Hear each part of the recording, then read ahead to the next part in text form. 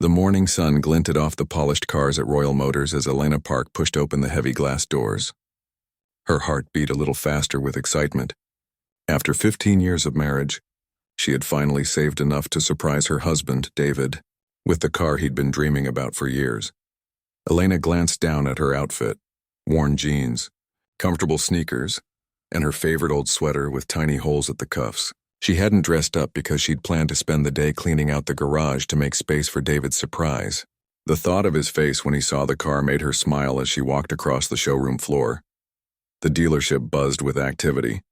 Men in crisp suits moved between gleaming vehicles, their voices echoing off the high ceiling. Elena noticed how several heads turned as she entered, and the conversations quieted briefly before resuming with hushed tones. "Can I help you find something?" a young salesman asked, his gaze flicking over her casual clothes. "Yes, I'm interested in looking at the GT Roadster," Elena replied, pulling out her carefully written notes from her pocket. "I've researched the specs and would like to test drive one today if possible." The salesman's eyebrows shot up. "The GT Roadster starts at $98,000, ma'am." He emphasized the price as if speaking to a child who couldn't understand large numbers. Elena nodded. "I know, I've been saving for 3 years. My husband has always wanted one." She smiled, thinking about how David talked about this car whenever one drove past them on the street. "Right." The salesman looked around the showroom before continuing. "Let me get my manager for you." Elena watched him walk away, whispering to a tall man in an expensive suit at the center of the showroom. The manager looked over at her, frowned, and then nodded. Both men approached, the manager walking slightly ahead. "Hello, I'm Richard Thompson, the sales director," he said without offering his hand. "I understand you're asking about our premium vehicles?" "Yes, the GT Roadster," Elena said, pulling out her phone. "I've already calculated the financing options, but I'd prefer to pay a larger down payment to reduce the monthly." "I don't think that model would be suitable for you," Richard interrupted, his voice louder than necessary. A couple browsing nearby glanced over with curious expressions. Elena blinked, confused. "Why not?" "It's exactly what my husband wants, and I've done all the research." Richard exchanged a look with the younger salesman. "Our GT models are specialized vehicles. Perhaps I could show you something more." He paused, looking at her worn sneakers. "Practical? We have some nice economy options that might better fit your budget." Heat crept up Elena's neck. "My budget is fine. I can afford the GT Roadster." "Ma'am," Richard said, lowering his voice slightly, "these are premium luxury vehicles. Our clients typically have certain qualifications. Perhaps you'd be more comfortable at our sister dealership across town. They have excellent options under $30,000. A couple nearby had stopped pretending not to listen. The woman whispered something to her companion, and they both smirked. "I don't understand," Elena said, trying to keep her voice steady. "I just want to see the car." "I have the money, do you?" Richard's tone was openly skeptical now. "Because serious buyers typically don't show up looking like they've just finished gardening." He gestured vaguely at her clothes. Elena felt her cheeks burn. She'd been so focused on the surprise that she hadn't considered how she looked. "I can show you my bank statements if that's what you need." "That won't be necessary," Richard said with a tight smile. "We're quite busy today with scheduled appointments. Perhaps you could come back another time, when you're better prepared?" Elena clutched her notes tighter. "I am prepared. I've been planning this purchase for months. Please just let me see the car." Richard's fake smile vanished. "Look, we both know you're not buying a $100,000 car today. You're wasting my time and taking attention away from serious customers." He nodded toward the couple who had been watching the exchange. "I'm going to have to ask you to leave." "What?" Elena couldn't believe what she was hearing. "You're asking me to leave because of how I'm dressed?" "I'm asking you to leave because you're disrupting business," Richard said coldly. "If you don't go willingly, I'll have security escort you out." Elena looked around the showroom. Several people were watching now, some with pity, others with amusement. The humiliation was overwhelming. "This is wrong," she said quietly. "You can't judge someone's ability to buy based on how they look." "Actually, in luxury sales, that's exactly what we do," Richard replied. "Kevin, please call security if Ms." He paused, realizing he hadn't asked her name. "Park," Elena supplied, her voice barely above a whisper. "Elena Park, if Ms. Park doesn't leave immediately." The young salesman reached for the phone at his desk. Elena held up her hand. "Don't bother. I'm going." She tucked her notes back into her pocket with trembling fingers. "But you should know I came here ready to buy a car today, cash." Richard rolled his eyes. "Of course you did." Elena turned and walked toward the exit, her vision blurring with unshed tears. The weight of every stare followed her, pressing down on her shoulders. As she reached the doors, a security guard appeared, apparently summoned anyway. "Is there a problem here?" he asked, looking between Elena and Richard. "This woman was disturbing our customers. Please make sure she leaves the property," Richard called out. The guard turned to Elena. His expression softened slightly when he saw her face. "Ma'am, I need to escort you to your car." "This isn't right," Elena said, her voice breaking. "I just wanted to buy a car for my husband." The guard lowered his voice. "I'm sorry, but I have to do my job. Please don't make this harder than it needs to be." With the last shred of dignity she could muster, Elena walked through the doors into the parking lot, the guard following a few steps behind. The bright sunshine felt like a spotlight on her shame. When she reached her old sedan, she fumbled with her keys, dropping them on the pavement. The guard picked them up and handed them to her without a word. "Thank you," she managed to say. He nodded, watching as she got into her car. Only when the door closed did Elena finally let the tears fall. She sat there for several minutes, trying to collect herself enough to drive home safely. As she wiped her eyes, she spotted a business card that had fallen from her pocket. It was her husband's, David Park, CEO, Park Technologies. The company he had built from nothing into a tech empire worth billions. The company whose name was on buildings across the city. Elena had never been one to flaunt their wealth. She still drove the same car she'd had before they were rich. She still wore comfortable clothes instead of designer labels. David had always loved that about her, that success hadn't changed who she was at heart. She slipped the card back into her pocket and started the car. The salespeople at Royal Motors had made a big mistake today, but they didn't know it yet. They had judged a book by its cover, and tomorrow they would learn just how wrong they were. On the drive home, Elena's humiliation gradually transformed into determination. She hadn't told David about her plan to surprise him with the car, because she'd wanted to do something special on her own. She'd saved from her personal account, money she earned from the children's books she wrote, not from their shared wealth. But now she would tell him everything. Not because she wanted revenge, but because what happened to her today happened to people everywhere. People judged by their appearance, dismissed without a chance to prove themselves. As Elena pulled into their driveway, she made a decision. This wasn't just about a car anymore. This was about respect, about basic human dignity. And tomorrow, Royal Motors would learn an important lesson about both. Her phone buzzed with a text from David. "How's your day going? Still cleaning the garage?" Elena took a deep breath and typed back. "Change of plans. We need to talk when you get home. I have a story to tell you." She pressed send and looked up at their house, not a mansion, but a comfortable home they had chosen together before David's company took off. They could have moved to something bigger, more impressive, but they had decided some things were more important than showing off their success. Tomorrow, Royal Motors would discover exactly who they had turned away, and Elena would make sure they never treated anyone like that again. David Park arrived home earlier than usual. Elena's text had worried him. She rarely asked to talk so urgently. He found her sitting at their kitchen table, hands wrapped around a mug of tea that had long gone cold. "Hey," he said softly, setting his keys down. "What happened? You look upset." Elena looked up, her eyes still red-rimmed from crying earlier. "I tried to surprise you," David sat across from her, concern etched on his face. At 45, he carried himself with the quiet confidence of a man who had built something meaningful from nothing. Despite running a company worth billions, he still drove himself home every day and made time for dinner with Elena. "I wanted to buy you the GT Roadster," Elena said. "The one you always point out when we're driving. I've been saving for my book royalties for 3 years." David's eyes widened. "Elena, that's too much."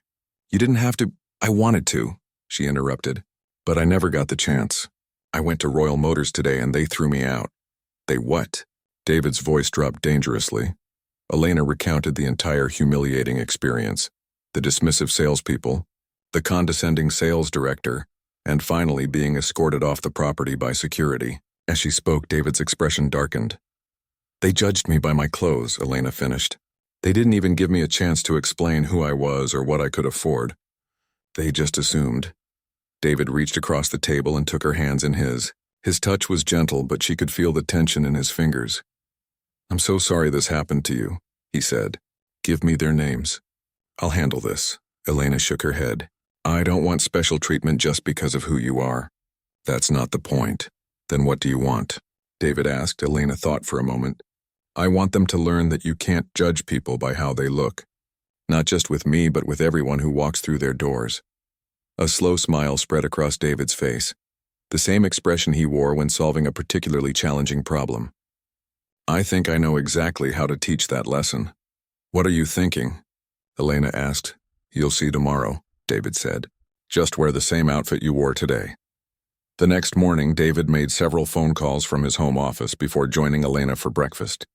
He seemed energized, focused in a way she recognized from his biggest business deals. "I've arranged a few things," he explained as they ate. "The board meeting is postponed, and I've asked Lily to clear my schedule." Lily was David's assistant, who had been with him since the early days when Park Technologies operated out of a garage. She was fiercely loyal and frighteningly efficient. "What exactly are we doing?" Elena asked. "We're going car shopping," David replied with a grin that reminded her of the college student she'd fallen in love with 20 years ago. "And we're bringing some friends." 2 hours later, a small convoy assembled in their driveway. 3 black SUVs with tinted windows lined up behind David's modest sedan. Elena recognized the vehicles.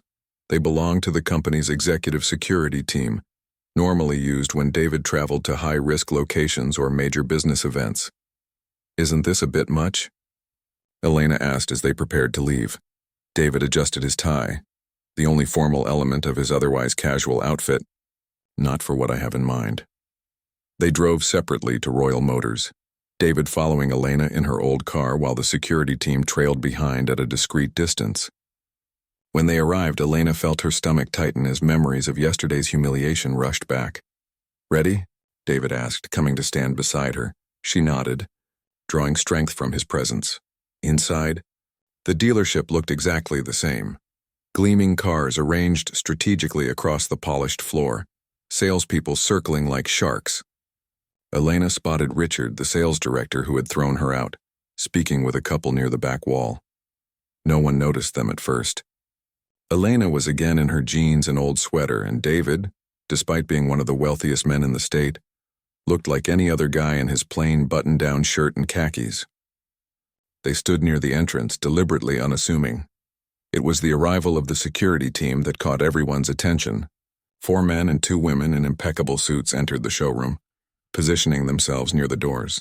They wore earpieces and moved with the practiced efficiency of people trained to protect important people. Conversations stuttered to a halt. Richard looked up from his customers, his expression shifting from annoyance to curiosity. "Can I help you?" A different salesman approached, his eyes darting between Elena, David, and the security team. "Yes," David said pleasantly. "My wife and I are interested in purchasing a car." The salesman hesitated. "Are you expecting some sort of trouble?" He gestured vaguely toward the security personnel. "Not at all," David replied. "They're just doing their job." He turned to Elena. "Which model were you interested in again, honey?" "The GT Roadster," Elena said, loud enough for her voice to carry across the showroom. Richard's head snapped in their direction. Recognition dawned on his face as he spotted Elena. He quickly excused himself from his customers and hurried over. "Ms. Park," he said with a strained smile, "I didn't expect to see you back so soon." "I bet you didn't," Elena replied calmly. Richard turned to David, clearly trying to assess whether this casually dressed man was worth his time. "And you are?" "David Park," he extended his hand. "Elena's husband." Richard shook his hand automatically, the name not registering immediately. "Well, Mr. Park, I'm afraid there was a misunderstanding yesterday. Your wife was thrown out," David finished for him. "Yeah, she told me all about it." A flash of recognition crossed Richard's face. "Park, as in Park Technologies?" David smiled. "The same." The color drained from Richard's face. Park Technologies was not only a multi-billion-dollar company, but also owned the land that half the city's luxury car dealerships stood on, including a portion of Royal Motors property. "Mr. Park, I had no idea, Richard stammered. That my wife could afford your cars? David interrupted. Or that she was married to someone you'd consider important? Which would have made a difference to how you treated her. Richard's mouth opened and closed without sound. By now, everyone in the showroom was watching, including the young salesman from yesterday, who looked like he wanted to disappear into the floor. I'd like to speak with your owner, David said. Now. Of course, Richard nodded frantically. Please come to my office while I call him. No, David said firmly. We'll wait here, in the showroom, where your customers can see us. Elena touched his arm gently. David, we don't need to make a scene. It's not a scene, he replied, loud enough for everyone to hear. It's a teaching moment. The owner of Royal Motors, Philip Chen, arrived in record time, 18 minutes from when the call was placed. He was a shrewd businessman who had built his dealership network from a single location 20 years ago. He recognized David Park immediately. Mr. Park, Philip said, offering his hand. This is an unexpected honor. I understand there was an unfortunate incident yesterday. Unfortunate doesn't begin to cover it, David replied. Your staff humiliated my wife and had her escorted from the premises because they didn't think she could afford your cars. They judged her by her appearance, not her character or her bank account. Philip shot a withering glance at Richard. I assure you, this is not how we train our staff to behave. And yet, David said, it happened, which makes me wonder how many other potential customers get similar treatment if they don't arrive in expensive clothes or luxury cars. Philip's expression turned grave. Mr. Park, I'd like to make this right. Perhaps we could discuss this in private. I'm sure we can come to an arrangement that satisfies everyone. I'm not interested in special treatment, David said. What I am interested in is meaningful change. What did you have in mind? Philip asked cautiously. David smiled. I've been looking to diversify my company's investments. The automotive industry has always interested me. He paused, letting his words sink in. I was considering purchasing a dealership network. Philip's eyes widened slightly. I see. I was looking at Prestige Auto Group, David continued, naming Royal Motors' biggest competitor. But after yesterday's experience, I'm reconsidering my options. Mr. Park, Philip said carefully, perhaps we should discuss this further in my office. I think you'll find Royal Motors could be an excellent investment opportunity. David nodded. I'd be happy to discuss it. But first, my wife came here to buy a car yesterday, and she still hasn't been shown the model she's interested in. Philip turned to Richard. Show Mrs. Park whatever she wants to see now. Richard nodded frantically. Of course. Right this way, Mrs. Park. As they walked toward the GT Roadster display, Elena leaned close to David and whispered, Are you really thinking of buying the dealership? David's eyes twinkled. I'm thinking of something much better than that. Elena smiled, understanding dawning. This wasn't about revenge or throwing around their wealth. It was about creating change, the kind that would ensure no one else would be judged by their appearance in this showroom again. And as she watched her husband begin negotiations with Philip Chen, she knew that Royal Motors would never be the same after today. Philip Chen's office was exactly what Elena expected. Expensive leather furniture, framed photos of him with celebrities and race car drivers, and a large window overlooking the showroom floor. She sat beside David on a plush couch while Philip settled behind his desk, looking increasingly uncomfortable. First, Philip said, I want to sincerely apologize for your experience yesterday. Mrs. Park, that level of service is completely unacceptable. Elena nodded but said nothing. She wasn't interested in empty apologies. I've already instructed our HR director to begin the termination process for Richard, Philip continued. What happened to you won't happen again. Firing one person won't solve the problem, David said calmly. This isn't about Richard. It's about the culture that made him think it was okay to treat my wife that way. Philip leaned forward. Mr. Park, I assure you, do you have security cameras in the showroom? David interrupted. Philip blinked, caught off guard by the question. Yes, of course. For insurance purposes. I'd like to see the footage from yesterday, David said. Around noon. Philip hesitated, then turned to his computer. After a few clicks, he swiveled the monitor so they could see. The footage clearly showed Elena entering the dealership, her interaction with the young salesman, and then Richard's arrival. Though there was no sound, the body language told the story. Richard's dismissive gestures, the stares from other customers, and finally, the security guard escorting Elena out. "23 minutes," David said, checking his watch. "It took 23 minutes for your staff to judge my wife, humiliate her, and throw her out." He turned to Philip. "How many other potential customers get similar treatment if they don't look the part?" Philip's jaw tightened. "As I said, this is not our policy. But it is your practice," Elena spoke up. "And I wonder how much business you lose because of it." Philip didn't respond immediately. Instead, he studied David with the calculating look of a businessman weighing his options. "You mentioned an interest in dealership acquisition," Philip said finally. "I'm curious what you have in mind." David smiled. "I had been planning to buy Prestige Auto Group as part of my company's diversification strategy. The papers are ready to sign on Monday." Philip couldn't hide his reaction. Prestige was Royal Motors' biggest competitor, with locations across the state. "However," David continued, "after yesterday's events, I'm considering a different approach." He pulled out his phone and sent a text. A moment later, there was a knock at the door, and a woman in a sharp suit entered carrying a leather portfolio.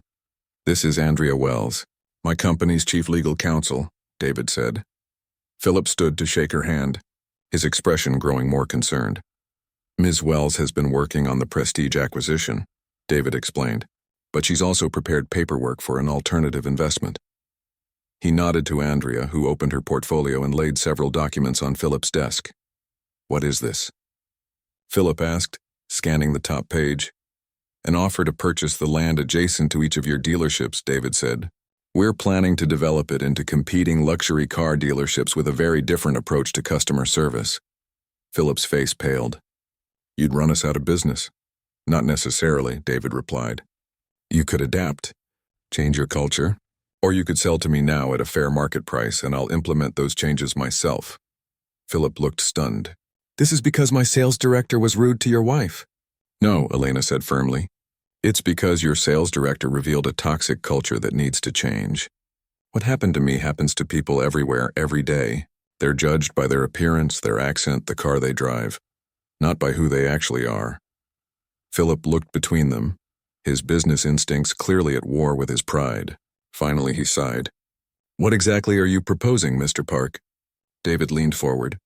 "Two options.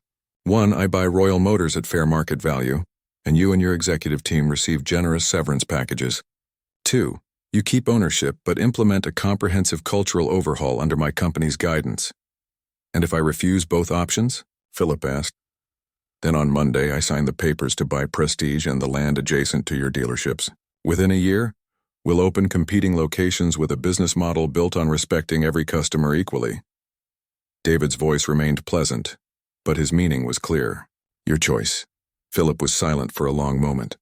Then he turned to Elena. "Mrs. Park, may I ask you something?" Elena nodded. "If you were in my position, which option would you choose?" The question surprised her. She considered it carefully before answering. "I'd choose the second option. Keep your business, but transform it. Be part of the change instead of resisting it." Philip studied her face, then nodded slowly. "I built this company from nothing. My father was a mechanic who couldn't afford to buy the cars he fixed. The first time he went to a luxury dealership, they wouldn't even let him test drive." Elena's eyes widened. "Then why would you create a culture that does the same thing to others?" Philip looked away. "Because somewhere along the way, I started caring more about the bottom line than the people we serve." He turned back to David. "I choose option 2. I want to fix this." David nodded. "Good choice." He gestured to Andrea, who produced a different set of documents. "These outline the cultural change program my company has developed. It's been successful in other industries." As Philip began reviewing the paperwork, David stood. "We'll need the names of everyone who witnessed what happened to my wife yesterday. They'll receive personal apologies." "Of course," Philip agreed quickly. "And I want Richard in here. Now." David's tone left no room for argument. Philip picked up his phone and made a brief call. A few minutes later, there was a tentative knock at the door and Richard entered. He froze when he saw Elena and David. "You wanted to see me, sir?" Richard addressed Philip, pointedly avoiding looking at the Parks. "Yes," Philip said. "Mr. and Mrs. Park have something to say to you." Richard finally turned toward them, his expression a mix of defiance and fear. "You're being fired," David said bluntly. Richard's jaw tightened. "With all due respect, Mr. Chen is my boss, not you." "Not anymore," Philip said. Your employment is terminated, effective immediately. But that's not why you're here. Richard looked confused. I don't understand. You're here to listen, Elena said, standing to face him directly. Yesterday you judged me based on my clothes. You decided I wasn't worth your time because I didn't fit your image of a luxury car buyer. Richard started to speak, but David cut him off. Don't interrupt my wife, Elena continued, her voice steady. What you did yesterday, what this dealership's culture encouraged you to do, happens to people all the time. They're dismissed, disrespected, and devalued based on appearances. That stops now, at least in this company. Richard looked between the three of them, finally understanding the seriousness of the situation. I made a mistake, he admitted. I'm sorry. Your mistake wasn't just how you treated me, Elena said. It was thinking that someone's worth is tied to how they look or what they can afford. The room fell silent. Richard stared at the floor, his arrogance finally broken. You're an excellent salesman, Philip said after a moment, but your attitude represents everything that needs to change about this business. What happens now? Richard asked quietly. You'll receive 2 weeks severance pay, Philip said, and a valuable lesson if you're wise enough to learn from it. After Richard left, David turned to Philip. I want Elena to be part of the Cultural Change Committee. She has first-hand experience with what needs to change. Philip looked surprised but nodded. I think that's an excellent idea if Mrs. Park is willing. Elena hadn't expected this. I'm not a business consultant, she said. I write children's books. That's exactly why you'd be perfect, David replied. You tell stories that teach children important lessons. This company needs those same lessons. Elena thought about it. She hadn't planned on becoming involved in David's business world, but this felt different. This was about making sure what happened to her didn't happen to others. I'll do it, she decided. On one condition. What's that? Philip asked. Every employee who completes the new training program gets a copy of my book, Looking Deeper, about not judging by appearances. And we create a children's corner in every showroom so parents can shop without worrying about their kids. Philip smiled, the first genuine smile they'd seen from him. Done. As they left the dealership an hour later, Elena finally saw the GT Roadster she had come to buy the day before. But somehow it didn't seem as important anymore. Do you still want it? David asked, following her gaze. Elena shook her head. Not really. I think I'd rather put that money towards something more meaningful. Like what?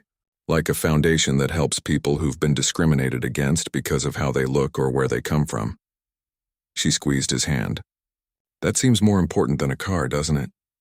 David smiled and kissed her forehead. This is why I love you. You always see what really matters.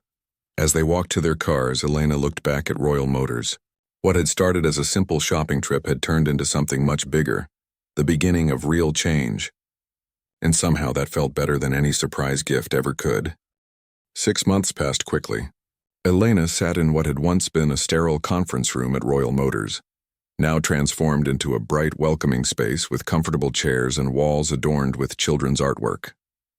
Through the glass doors, she could see the newly redesigned showroom where families browsed comfortably, some with children playing in the colorful kids' corner she had helped create. The numbers just came in, Philip said, entering with a tablet in hand. In the months since their confrontation, the dealership owner had undergone his own transformation. Gone was the slick businessman focused solely on profits. He still dressed impeccably, but there was a new warmth to his manner, a genuineness that hadn't been there before. Good news? Elena asked, looking up from the training materials she was reviewing. Philip grinned and handed her the tablet. See for yourself. Elena scrolled through the sales figures, her eyes widening. These can't be right. Sales are up 32% compared to last year, and customer satisfaction scores are the highest they've ever been, Philip added, sitting across from her. Your Respect First program is working better than I imagined. The program had been Elena's brainchild, a complete overhaul of how Royal Motors approached customer service. Every employee, from mechanics to salespeople to the cleaning staff, went through training designed to eliminate bias and treat every customer with equal respect and attention. It wasn't just me, Elena said. Your employees embraced the changes. They just needed permission to treat people like human beings instead of walking wallets. Philip nodded. I should have done this years ago. He paused, looking out at the showroom. My father would be proud of what we've accomplished here. Elena smiled. Over these months, she'd learned more about Philip's background, how his father had worked 16-hour days as a mechanic to save enough for Philip's college education, how the older man had loved cars but had never been able to afford the ones he dreamed about. "Have you visited the other locations?" she asked. "Just got back from the West Side dealership yesterday," Philip replied. "The transformation there is even more dramatic. Remember Tom, that old-school sales manager who fought the changes tooth and nail?" Elena nodded. Tom had been one of the biggest challenges. A 20-year veteran who believed luxury cars should be sold only to the right kind of people. "He's become our biggest advocate," Philip said with a chuckle. Turns out his daughter got similar treatment at a high-end clothing store last year. Once he made the connection, he completely changed his tune. "That's wonderful," Elena said. "Any word from Richard?" Philip's expression sobered. "Actually, yes. He applied for a position at Prestige Auto Group last month." "David's company," Elena said, surprised. After their confrontation, her husband had still gone ahead with purchasing Prestige, Royal Motors' biggest competitor. "They turned him down," Philip continued. "But not before telling him exactly why. Apparently the story of what happened to you has made the rounds in the industry." Elena felt a twinge of sympathy for Richard. She didn't wish him ill, just wanted him to learn from his mistakes. Maybe he'll finally understand now.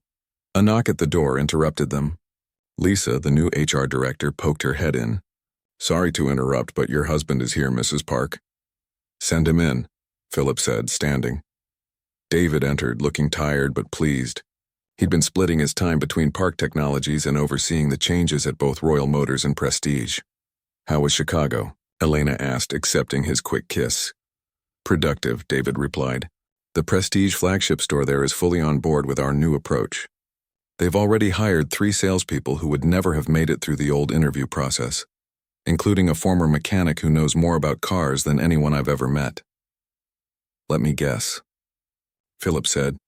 "Not the typical luxury car salesperson type?" David smiled. "A 58-year-old grandmother who spent 30 years fixing race cars. Customers love her because she doesn't just sell, she educates."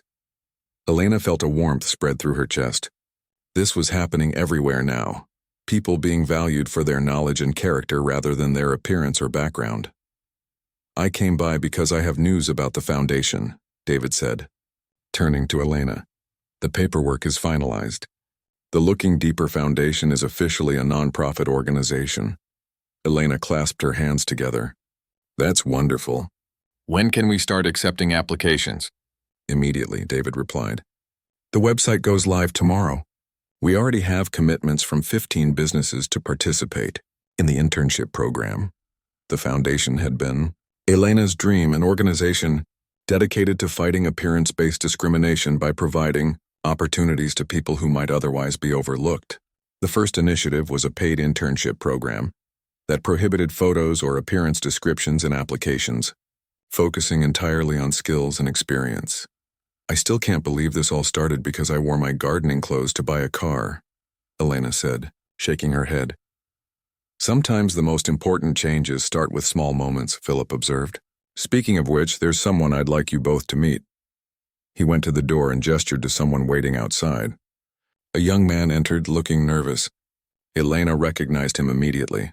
The first salesman who had approached her that day 6 months ago. "You remember Andy?"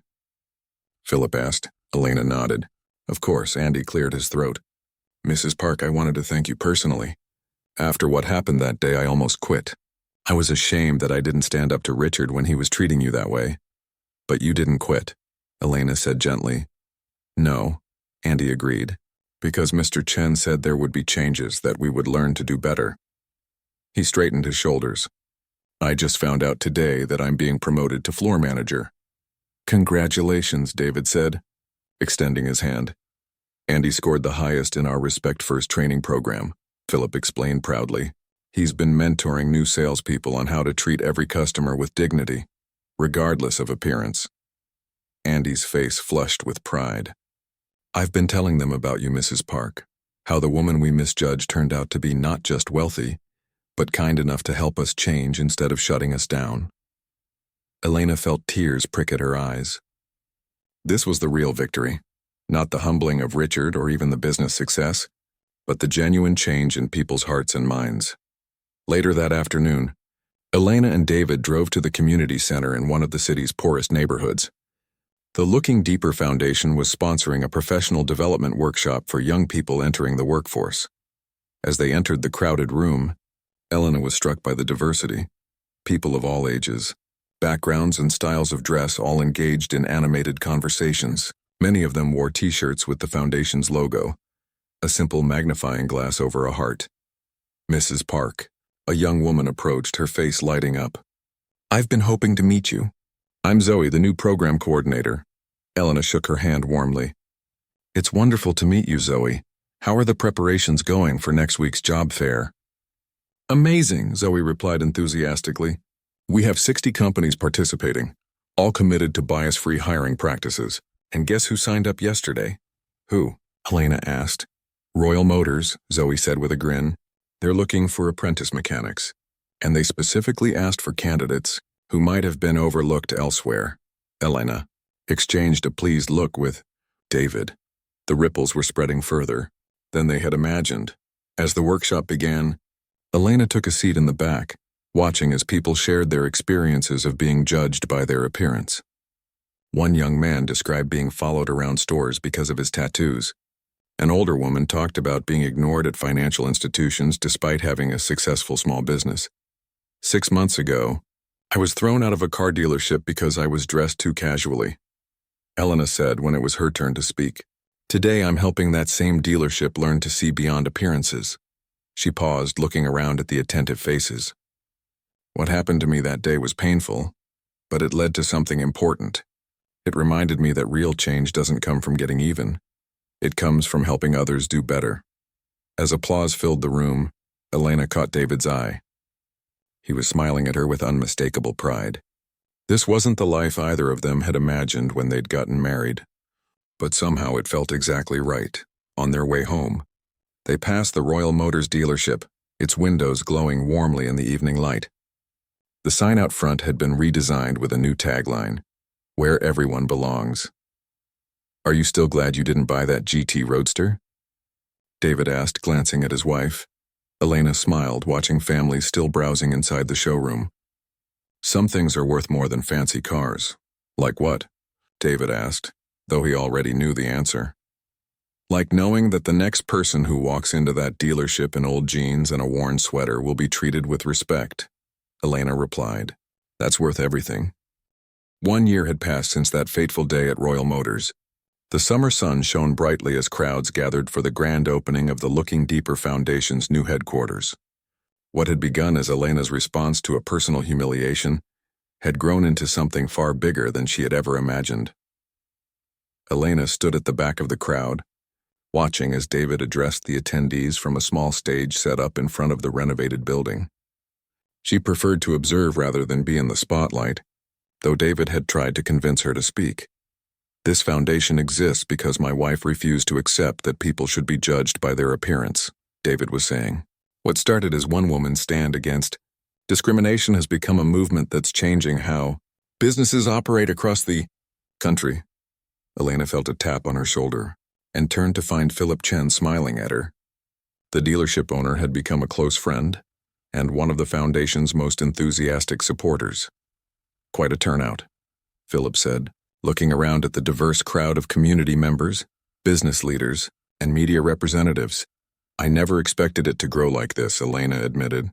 "I just wanted to make sure what happened to me didn't happen to others." Philip nodded. "The best changes often start that way, with one person saying enough." On stage, David was introducing the foundation's new training program, which would help businesses identify and eliminate bias in their hiring and customer service practices. The program had already been adopted by over 100 companies, including every major car dealership in the state. "And now," David said, "I'd like to introduce someone who can speak firsthand about the impact of this work. Someone who experienced the very discrimination that inspired our foundation." Elena frowned. This wasn't in the program. Who was David bringing up? "Some of you may remember a story that made the rounds in business circles last year," David continued. "About a car salesman who lost his job after throwing a woman out of a luxury dealership based on how she was dressed." The crowd murmured. Many had heard the story. It had become something of a cautionary tale in customer service training. That salesman is here today, David said, and he has something important to share. Elena's breath caught as a familiar figure made his way to the stage. Richard, the sales director who had humiliated her, looked very different now. Gone was the slick suit and arrogant posture. He was dressed simply, and moved with the hesitant body language of someone who had been humbled. "Hello," Richard said, his voice slightly shaky as he adjusted the microphone. "My name is Richard Taylor. A year ago, I made a terrible mistake. I judged someone based solely on her appearance. And it cost me my job, my reputation, and my self-respect." The crowd was silent, captivated by his raw honesty. "After I was fired, I couldn't find work in my field. No dealership would hire me once they heard what I'd done. I ended up taking a job washing cars at a small garage across town." Richard paused, swallowing hard. It was the best thing that ever happened to me. Elena felt Philip shift beside her. This was as much news to him as it was to her. The owner of that garage, Mr. Patel, didn't care about my fancy sales background. He judged me on my willingness to work hard and treat people with respect. For the first time in my career, I was valued for what I did, not how I looked or what I sold. Richard's voice grew stronger. 3 months ago, Mrs. Park, the woman I had thrown out of Royal Motors, came into that garage to have her car serviced. Elena nodded, remembering the shock on Richard's face when he'd recognized her as she dropped off her car. She had every right to demand I be fired again. Richard continued. Instead, she asked if I'd learned anything from what happened. The memory of that conversation flooded back to Elena. Richard, initially defensive, had finally broken down and admitted how the experience had changed him, how washing other people's cars had taught him humility, how Mr. Patel's simple kindness had shown him what true respect looked like. "Mrs. Park did something I still can't quite believe," Richard said. "She offered me a job with the Looking Deeper Foundation, helping to train salespeople on how not to be like I was." A ripple of surprised laughter moved through the audience. "I've spent the last 3 months sharing my story with retail teams across the city," Richard said.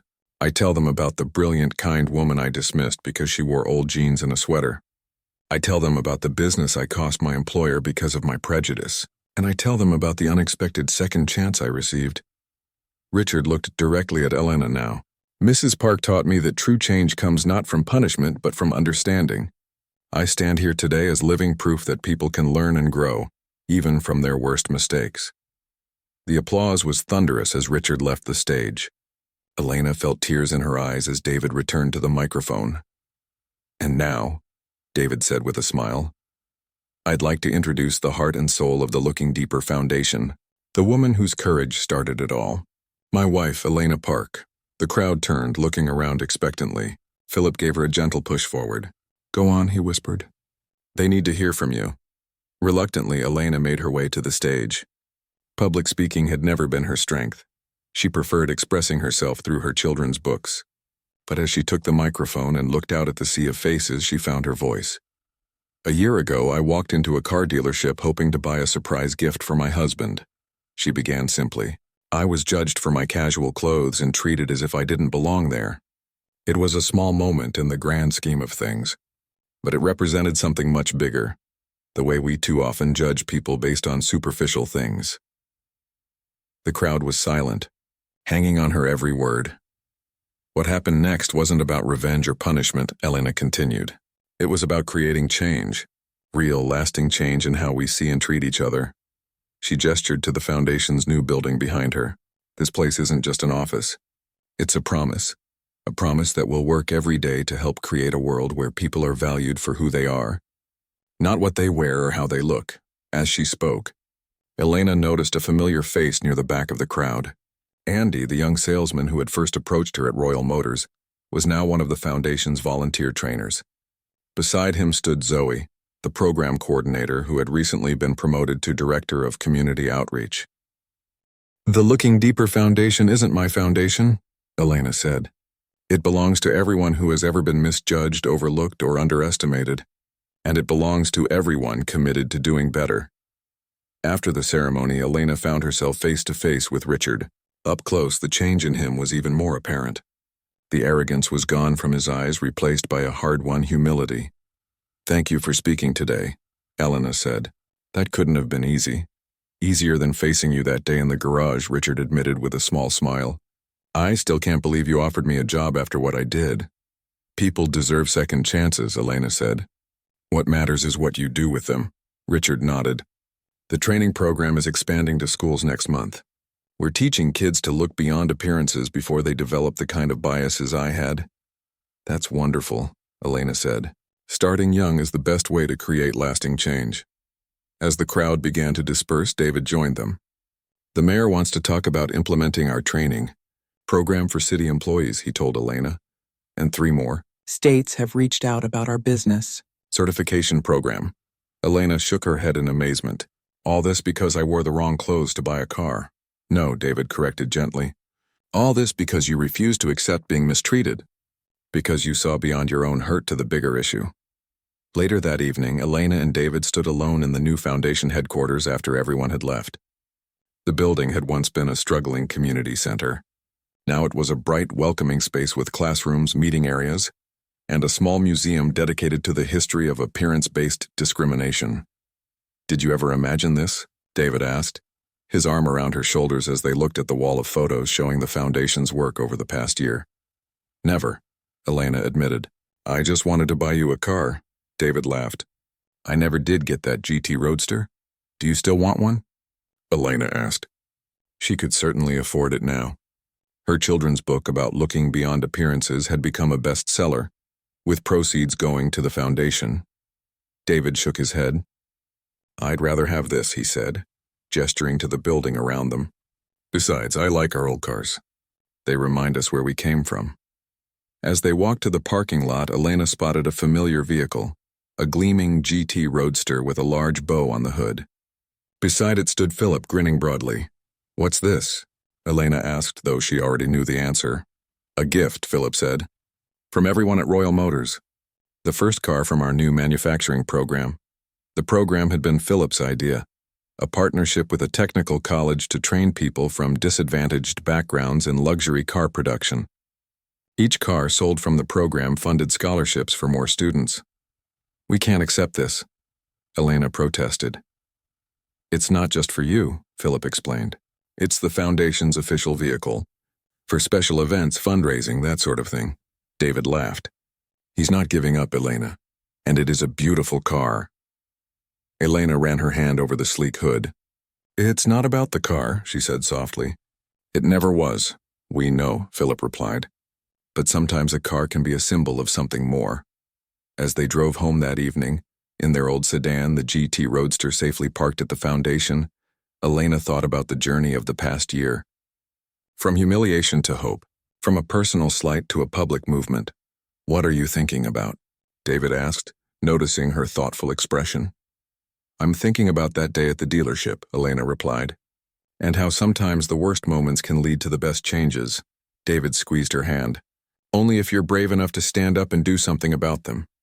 Elena smiled, watching the city lights pass by the window. One small moment had created ripples that continued to spread, touching lives in ways she could never have imagined. And somewhere out there, someone else was standing up against judgment and prejudice, creating their own ripples of change. That, she realized, was the true power of looking deeper.